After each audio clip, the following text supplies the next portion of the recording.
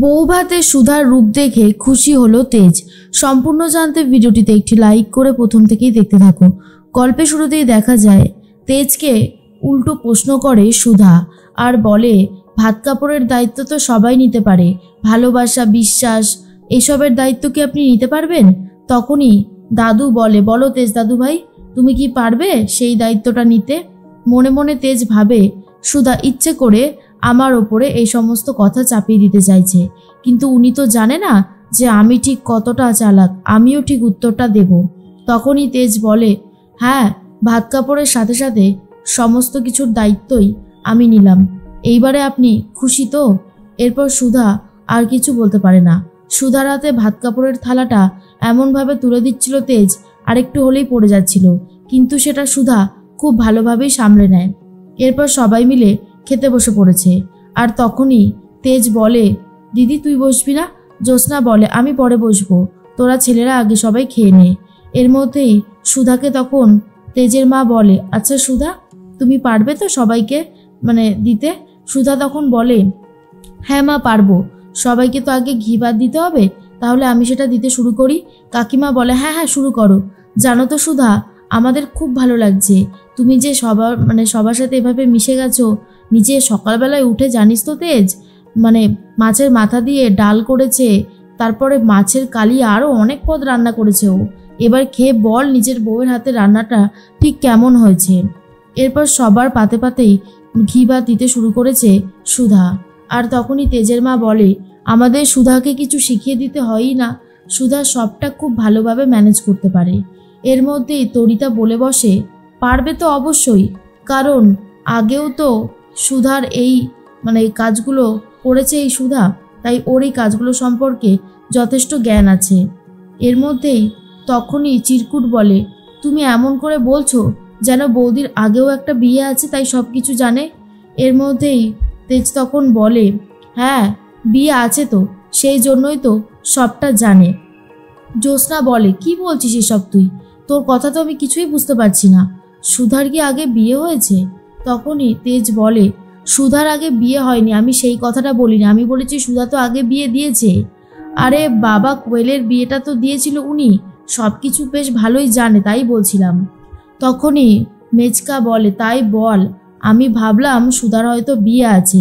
তেজের বাবা তখন বলে, সেই তো, তারপরে নাকি ওইরকম একটা ডিভোর্সি মেয়েকে আমার তেজ বিয়ে করে এই বাড়িতে নিয়ে আসবে, তাহলেই হয়েছে। এরপর সুধা প্রোটেস্ট করে আর বলে, কেন বাবা, একজন মেয়ে ডিভোর্সি হলে বুঝি তার সমস্ত কিছু শেষ হয়ে যায়? এটা কোথাকার নিয়ম? হয়তো সে অনেক আন্ডারস্ট্যান্ডিং করতে চেয়েছিল, কিন্তু অপর দিকের মানুষটাই কোনো মিলমিশ করতে চায়নি, তাই ছাড়াছাড়ি হয়ে গেছে। মেচকা বলে, তুমি হয়তো জানো না, আমাদের ছোট ভাই, তার ডিভোর্সটা যাতে না হয় আমরা অনেক চেষ্টা করেছিলাম, কিন্তু শেষ পর্যন্ত শেষ রক্ষা হলো না, ডিভোর্সটা হয়েই গেল। এর মধ্যেই সুধা বলে, একটা কয়েনের তো দুটো দিক থাকে, কোন দিকটা কেমন সেটা বুঝতে হয় আগে। হয়তো অন্য দিকেরই দোষ ছিল, কারণ একটা মানুষ দোষ করতেই পারে, মানুষ তো দোষ গুণেই সম্পন্ন হয়, তো হতে পারে আমাদের বাড়িরই ছেলের কোনো দোষ ছিল, আবার মেয়েটারও দোষ হতে পারে, কিন্তু কারোর দিকে একচোখামি করাটা ঠিক নয়। তখন দাদুভাই বলে, খেতে বসে সবাই এসব কী ধরনের গল্প বলছো, এসব বাদ দাও, সবাই খেতে থাকো। তেজ মনে মনে ভাবে, সুধা সবসময় বলার জন্য উঠে পড়ে লেগেছে, কিন্তু আমি যে সত্যিটা বলতে দেব না, কারণ সত্যিটা জানতে পারলে বাড়ির সবাই অনেক কষ্ট পাবে। জ্যোৎস্না তখন মনে মনে ভাবে, ভাই আর সুধার কাণ্ডগুলো না মাঝে মধ্যে বুঝতে পারি না, কি যে চাইছে কি যে হচ্ছে বোঝারও বাইরে। সুধা তখন বলে, মিস্টার বসু মল্লিক, এইভাবে আমি ওদেরকে ঠকাতে পারছি না, সত্যি কথাটা তো বলে দিলেই ভালো হতো।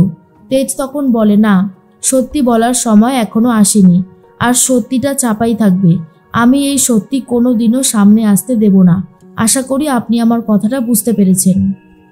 সুধার তো খারাপ লাগে, কিন্তু কিছু করারও থাকে না। এর মধ্যেই সবাইকে খেতে দেওয়া হয়ে যায়। সুধা এরপর রেডি হতে চলে গেছে, আর অন্যদিকে দেখা যায় বাড়িতে চলে এসেছে ছোটকা।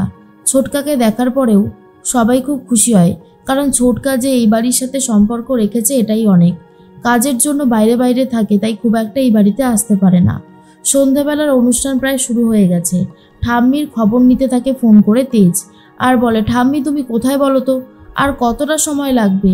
ঠাম্মি বলে কি বলবো বলো তো দাদু ভাই, আমিও তো চাইছি যত তাড়াতাড়ি সম্ভব আমার বাড়িতে পৌঁছতে।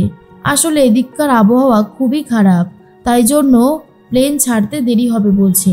আমার আর কিছু করবার নেই, তবে আমি চেষ্টা করছি। তেজ বলে তাড়াতাড়ি চেষ্টা করো আর ঝটপট চলে এসো কেমন? তখনই ঠাম্মি বলে একদম একদম।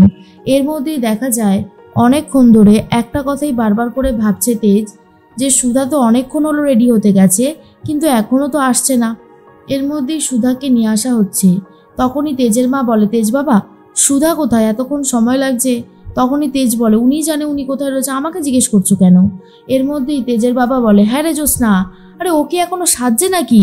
ওই যে যারা সাজাতে এসেছে মেকআপ আর্টিস্ট, ওদেরকে গিয়ে শিগগিরই ধর। বেশিক্ষণ সাজালে আবার যদি বেশি টাকা নেয়। না না, আমি কিন্তু বেশি টাকা দিতে পারবো না। জ্যোৎস্না বলে বাবা তুমি একটু শান্ত হও তো, এত বেশি ভাবনা চিন্তা করার কোনো দরকার নেই। মেজো কাকি বলে ও দিদি এখনো তো আমাদের বৌমা এসে পৌঁছলো না গো। বলতে বলতে সুধাকে নিয়ে আসছে, আর সুধার যে রূপটা এসেছে সেটা দেখার পরেই তো সবার চোখ একেবারে ছানাবড়া হয়ে যায়, বিশেষ করে তেজের। তেজ তো নিজের স্ত্রীকে দেখে আর কোনো কথাই বলতে পারে না। আর তখনই তেজের মা বলে দেখ দেখ মেজো, আমার বৌমার দিকে তাকিয়েই থাকতে ইচ্ছে করছে, যেন স্বয়ং মা দুর্গা চলে এসেছে, অপরূপ সুন্দর লাগছে। এর মধ্যেই জ্যোৎস্না তখন বলে কিরে ভাই, তুই তো দেখছি চৌকি সরাতে পারছিস না।